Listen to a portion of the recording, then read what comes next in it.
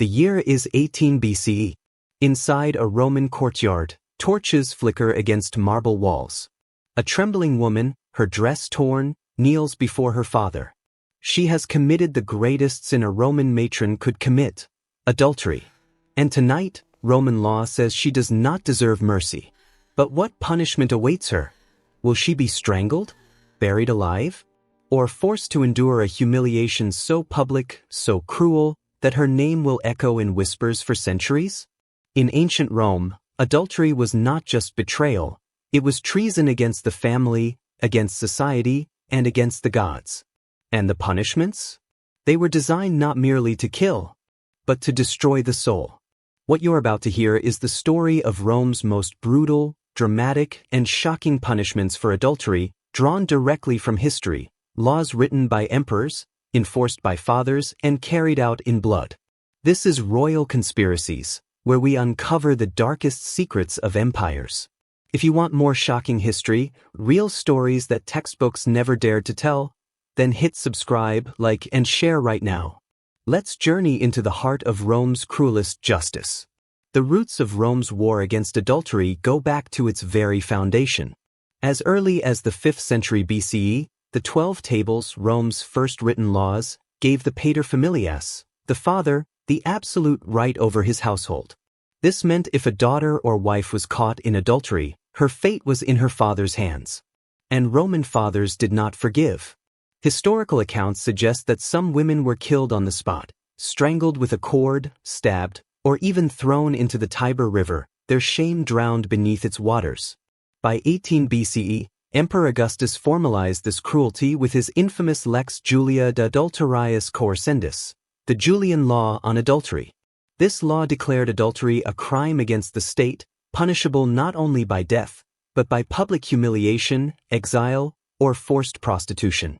Imagine the terror. A woman's private sins, dragged into the public arena, turned into a performance of suffering for all of Rome to see.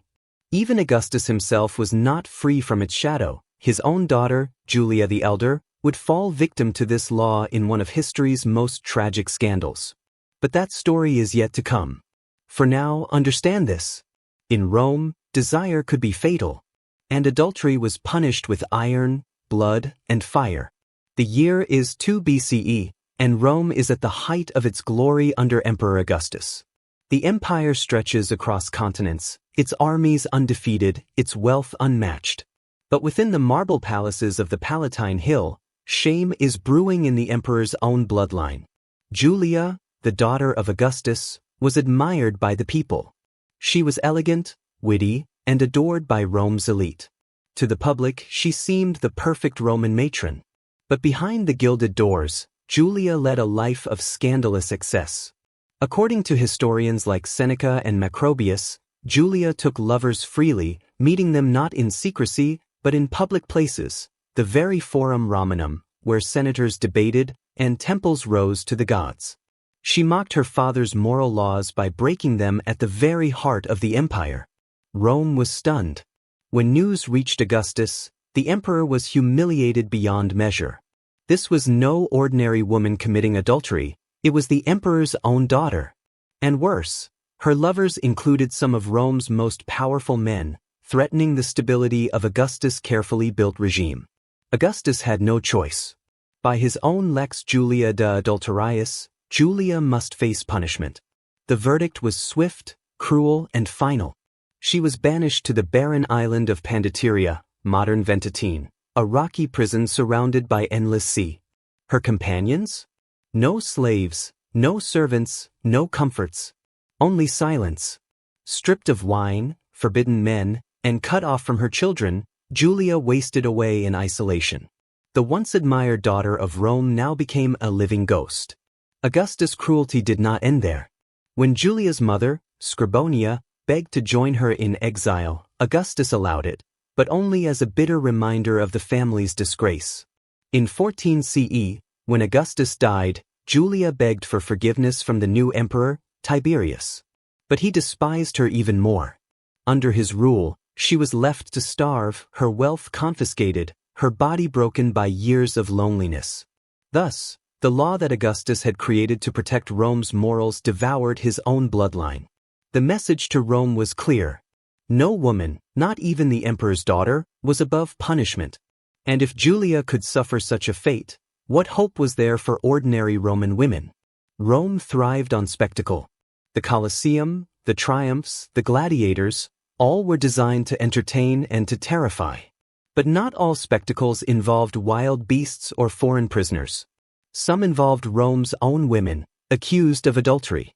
Under the Lex Julia de Adulteriis Corsendis of 18 BCE, adultery was no longer just a private matter between families.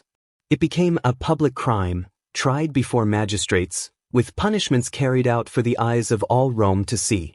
Imagine the scene. The Forum Romanum, bustling with senators, merchants, and citizens. At its center, a woman stood, trembling, her head bowed, her family watching in silent shame. Her name was read aloud. Her crime was declared. Whispers turned into jeers. For in Rome, adultery was not merely betrayal, it was corruption of bloodline, the greatest sin against the state itself. The punishment? Often, women were stripped of their dowries, cast out of their homes, and declared infames, dishonored. This status meant they could never remarry a respectable man, never testify in court, and never inherit wealth. But that was only the beginning. Some were paraded through the streets, their clothes torn, their hair shaved as a mark of disgrace. The Roman crowd, cruel and hungry for scandal, hurled insults, rotten fruit, and sometimes stones. Others faced exile, banished to remote islands or desolate towns where survival was uncertain. To the Romans, exile was a punishment worse than death, cut off from family, friends, and the beating heart of the empire. And yet, the darkest punishment awaited those whose families chose not mercy, but blood. Because Roman law gave the paterfamilias, the father or husband, the ultimate authority. If he caught his wife in the act of adultery, he was permitted, by law, to kill her lover on the spot. And as for the woman, she could be beaten, strangled, or locked away, her body never again to be seen by the sun. One chilling account, written by Valerius Maximus, describes a husband who found his wife with her lover, killed the man immediately, and dragged his wife through the streets in chains, her punishment, humiliation, and death all decided by his hand alone. The people did not pity her. They cheered. Because to Rome, the death of an adulteress was not tragedy. It was justice. Among the most terrifying punishments for adultery in Rome was burial alive. Historians recount that certain women, especially those from noble families, were spared public execution, not out of mercy, but to keep scandal hidden. Instead, they were led in silence, at night, outside the city walls. There, a pit was dug. The adulteress was lowered inside, given a small lamp, a loaf of bread, and a cup of water, mocking symbols of life. Then the earth was poured back, sealing her fate in eternal darkness. The Romans believed this punishment satisfied the gods while erasing the woman's shame from the living world. One whispered tale from the reign of Tiberius, 14 to 37 c., speaks of a senator's wife condemned this way. Her screams were heard for hours beneath the soil, until finally, silence. No tombstone marked her name. No prayers were offered. It was as if she had never existed. To commit adultery in Rome was not just to die. It was to be erased. In ancient Rome, adultery was a crime, but only truly a crime when women committed it. The paterfamilias, the male head of household, held near absolute authority. His wife was expected to be chaste, loyal, and obedient. But he could wander freely. A Roman man could take concubines, mistresses, and even slaves without punishment.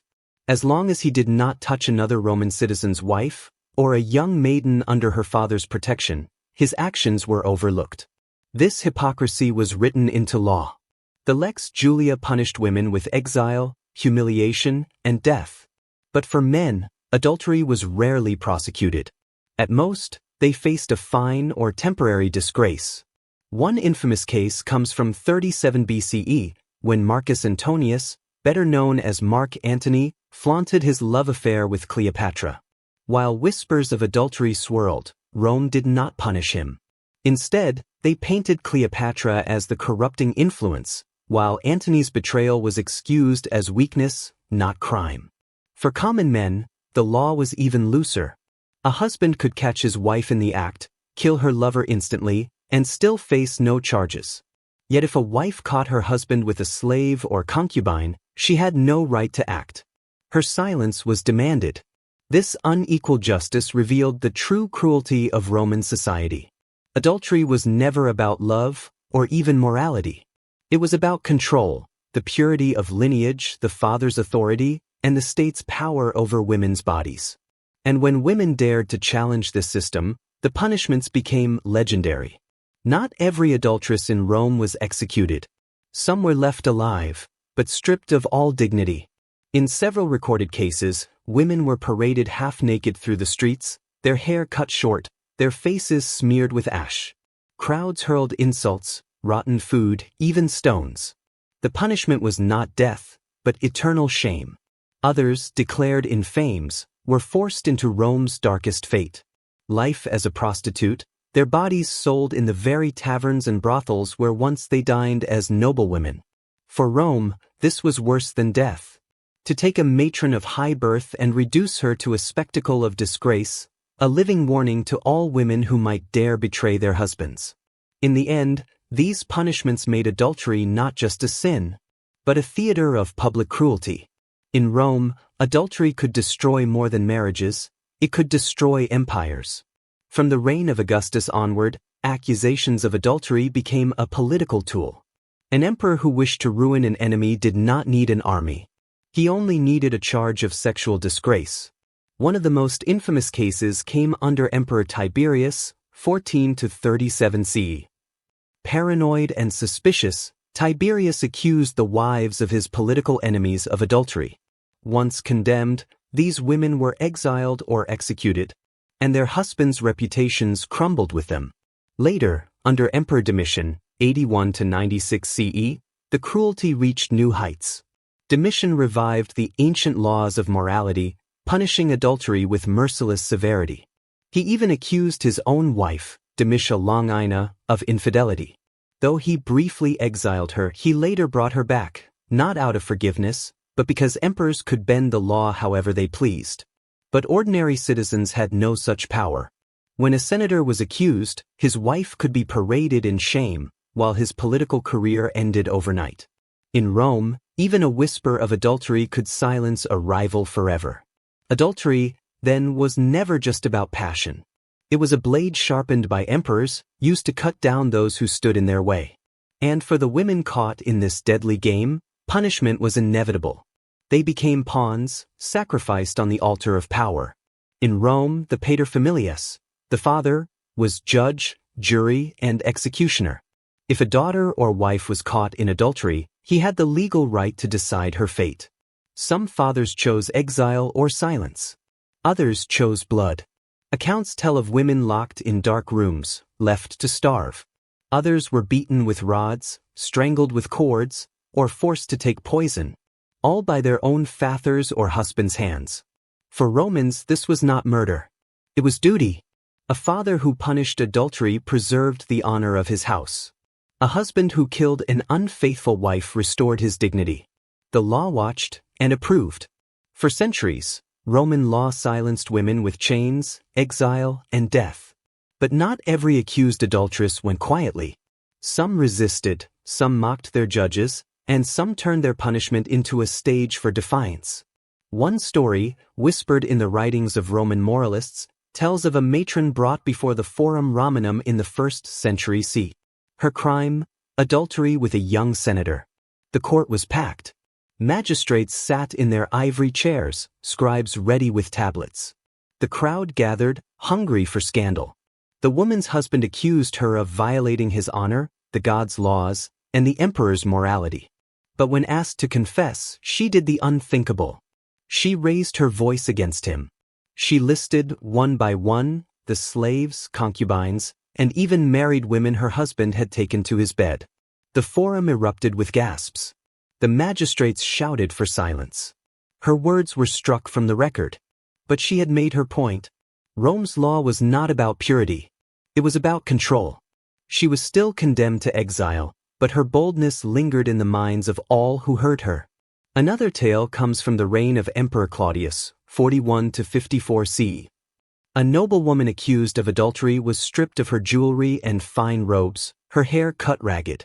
She was forced to walk through the crowded Subura district, Rome's poorest quarter, where prostitutes and gamblers jeered. But instead of weeping, she laughed. She mocked the men who threw rotten figs at her. She shouted, "At least I did not pay for my pleasures as you do." The insult struck like a whip. The crowd, stunned, fell silent. Though her punishment ended in exile, she left with her pride intact, having turned humiliation into mockery. Some women fought not with words, but with silence. In the year 62 CE, a senator's wife was condemned for adultery. When her family dragged her to execution, she refused to cry or beg. She looked her father in the eyes, lips sealed, until the cord was wrapped around her neck. Her silence was more powerful than any scream. To the Romans watching, it was chilling. They expected fear, but instead they saw defiance, proof that even when stripped of rights, women could keep their dignity. These stories are scattered fragments, preserved in half-forgotten writings. But they remind us that not all Roman women were passive victims. Some fought with words, others with wit, others with silence. Though the law crushed their bodies, their spirit left cracks in Rome's cruelty. For every Julia the Elder who wasted away in exile, there were others who faced their punishment with fire in their eyes. They could not overturn the law. They could not stop their fate. But they could choose how to meet it. And in doing so, they carved out small victories against a system designed to erase them. Their defiance turned whispers into legends. Legends that survived centuries, even when Rome itself fell to dust. The story of adultery in ancient Rome is not just about forbidden passion. It is about power, control, and fear. For nearly 5 centuries, Roman law turned private sins into public crimes. Wives, daughters, and noblewomen lived under constant threat. One mistake, or even one accusation, could erase their lives overnight. Some, like Julia the Elder, were destroyed by exile. Others, nameless and forgotten, were strangled, beaten, or buried alive. Many were humiliated, paraded through the streets as symbols of disgrace. And countless more lived in silence, watching their husbands enjoy freedoms denied to them. For men, adultery was often overlooked, excused, or even glorified. For women, it was death or dishonor. This cruel double standard reveals the dark truth of Rome. That its glory was built not only on conquest abroad, but on domination at home. The cruelty did not fade with time. Even as emperors rose and fell, the laws remained. Generations of women suffered the same fate. Their stories lost, their names erased, their voices silenced by soil, exile, or shame. And yet, through scattered fragments of history, their suffering still speaks. It reminds us that Rome, the empire of laws, often used those very laws as weapons. Not to protect justice, but to protect power.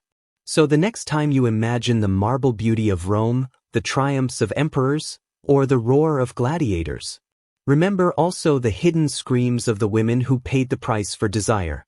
In Rome, adultery was not a crime of love. It was a crime against the state. And its punishment was nothing less than cruelty made eternal. This was Royal Conspiracies, where we bring you the darkest, most shocking stories history tried to bury. If you want more untold truths of empires, subscribe right now, hit the like button, and share this video with those who dare to know the past. Because history is not just what we are told. It is what was hidden.